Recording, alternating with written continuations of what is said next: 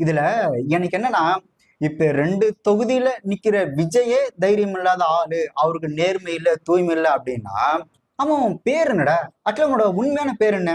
Sebastian Simon Arulanandam. அதானே அவன் பேரு. இப்போ 2 தொகுதியில நிக்கிற விஜய்க்கே நேர்மை இல்ல, தூய்மை இல்ல, மக்களை நம்பல அப்படின்னா, உண்மையான பேர் வந்து செபாஸ்டியன் சைமன்.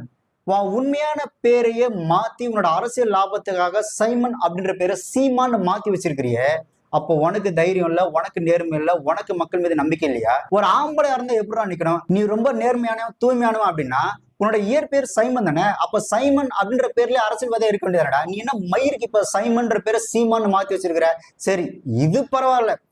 எவனாவது அப்பம் பேரை மாத்துவானாடா? உன்னோட அரசியல் லாபத்துக்காக, இந்த அரசியல் எச்ச பொழப்பு நடத்தணுன்றதுக்காக ஒப்பம் பேரு செபாஸ்டின். செபாஸ்டின் அப்படின்ற பேரை எங்க நம்மளோட அப்பா பேரு வெளில தெரிஞ்சிட போதோ, தெரிஞ்சா நம்ம ஒரு கிறிஸ்துவ